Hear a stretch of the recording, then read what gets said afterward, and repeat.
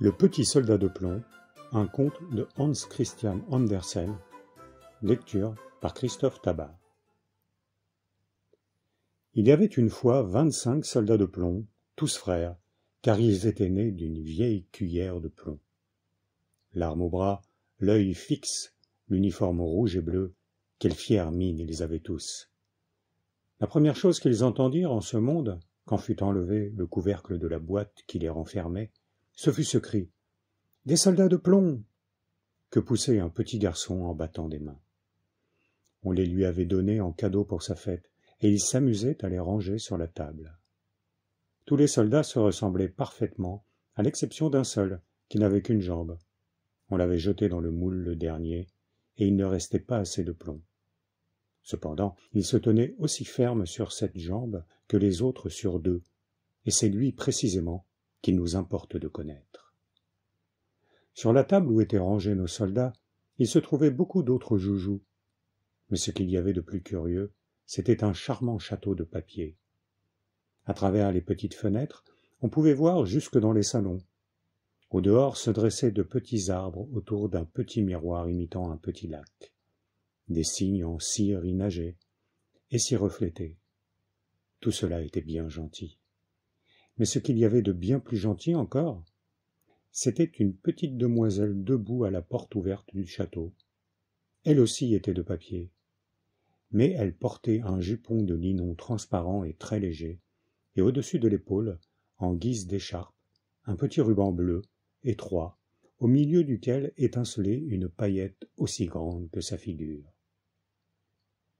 La petite demoiselle tenait ses deux bras étendus, car c'était une danseuse, et elle levait une jambe si haut dans l'air que le petit soldat de plomb ne put la découvrir, et s'imagina que la demoiselle n'avait comme lui qu'une jambe. « Voilà une femme qui me conviendrait, pensa-t-il, mais elle est trop grande dame. Elle habite un château, moi une boîte, en compagnie de 24 camarades, et je n'y trouverai pas même une place pour elle. Cependant, il faut que je fasse sa connaissance. » Et, ce disant, il s'étendit derrière une tabatière. Là, il pouvait à son aise regarder l'élégante petite dame qui toujours se tenait sur une jambe sans perdre l'équilibre. Le soir, tous les autres soldats furent remis dans leur boîte et les gens de la maison allèrent se coucher. Aussitôt, les joujoux commencèrent à s'amuser tout seuls. D'abord, ils jouèrent à Colin-Maillard, puis ils se firent la guerre. Enfin, ils donnèrent un bal. Les soldats de plomb s'agitaient dans leur boîte, car ils auraient bien voulu en être. Mais comment soulever le couvercle? Le casse-noisette fit des culbutes, et le crayon traça 1000 folies sur son ardoise. Le bruit devint si fort que le serin se réveilla et se mit à chanter. Les seuls qui ne bougeassent pas étaient le soldat de plomb et la petite danseuse. Elle se tenait toujours sur la pointe du pied, les bras étendus, lui intrépidamment sur son unique jambe et sans cesser de l'épier. Minuit sonna et crac! Voilà le couvercle de la tabatière qui saute.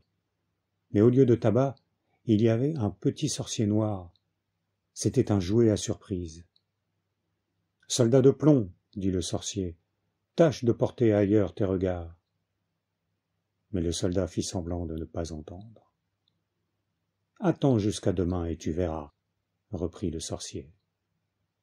Le lendemain, lorsque les enfants furent levés, ils placèrent le soldat de plomb sur la fenêtre. Mais tout à coup, enlevé par le sorcier ou par le vent, il s'envola du 3e étage et tomba la tête la première sur le pavé. Quelle terrible chute! Il se trouva la jambe en l'air, tout son corps portant sur son shako et la baïonnette enfoncée entre deux pavés. La servante et le petit garçon descendirent pour le chercher, mais ils faillirent l'écraser sans le voir. Si le soldat eût crié « Prenez garde !» il l'aurait bien trouvé, mais il jugea que ce serait déshonorer l'uniforme. La pluie commença à tomber, les gouttes se suivirent bientôt sans intervalle. Ce fut alors un vrai déluge. Après l'orage, 2 gamins vinrent à passer. « Ohé !» dit l'un, « par ici, voilà un soldat de plomb, faisons-le naviguer. » Ils construisirent un bateau avec un vieux journal, mirent dedans le soldat de plomb et lui firent descendre le ruisseau. Les deux gamins couraient à côté et battaient des mains. Quel flot, grand Dieu, dans ce ruisseau, que le courant y était fort. Mais aussi, il avait plu à verse.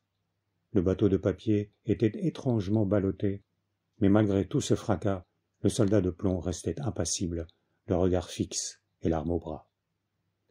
Tout à coup, le bateau fut poussé dans un petit canal où il faisait aussi noir que dans la boîte aux soldats. « Où vais-je maintenant ?» pensa-t-il. « Oui, oui, c'est le sorcier qui me fait tout ce mal. Cependant, si la petite demoiselle était dans le bateau avec moi, l'obscurité fût-elle 2 fois plus profonde, cela ne me ferait rien. » Bientôt un gros radeau se présenta, c'était un habitant du canal. « Voyons ton passeport, ton passeport !» Mais le soldat de plomb garda le silence et serra son fusil. La barque continua sa route, et le rat la poursuivit. Ouf!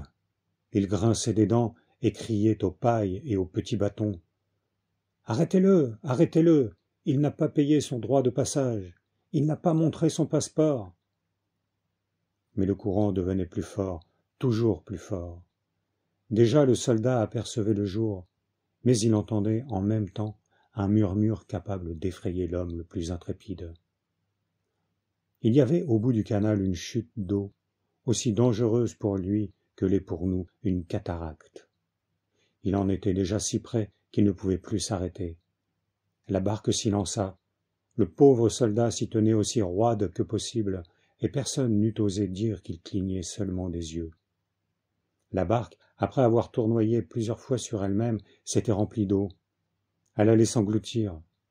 L'eau montait jusqu'au cou du soldat. La barque s'enfonçait de plus en plus. Le papier se déplia, et l'eau se referma tout à coup sur la tête de notre homme.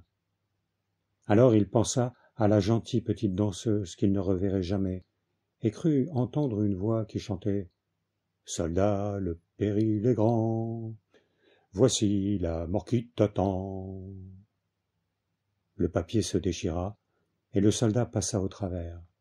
Au même instant, il fut dévoré par un grand poisson. C'est alors qu'il faisait noir pour le malheureux. C'était pis encore que dans le canal. Et puis, comme il y était serré, mais toujours intrépide, le soldat de plomb s'étendit de tout son long, l'arme au bras. Le poisson s'agitait en tous sens et faisait d'affreux mouvements. Enfin, il s'arrêta, et un éclair parut le transpercer. Le jour se laissa voir, et quelqu'un s'écria « Un soldat de plomb !» Le poisson avait été pris, exposé au marché, vendu, porté dans la cuisine, et la cuisinière l'avait ouvert avec un grand couteau. Elle prit avec 2 doigts le soldat de plomb par le milieu du corps, et l'apporta dans la chambre, où tout le monde voulut contempler cet homme remarquable qui avait voyagé dans le ventre d'un poisson.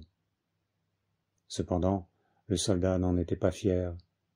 On le plaça sur la table, et là, comme il arrive parfois des choses bizarres dans le monde, il se trouva dans la même chambre d'où il était tombé par la fenêtre.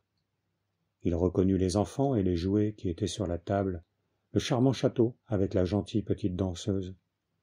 Elle tenait toujours une jambe en l'air. Elle aussi était intrépide. Le soldat de plomb fut tellement touché qu'il aurait voulu pleurer du plomb. Mais cela n'était pas convenable.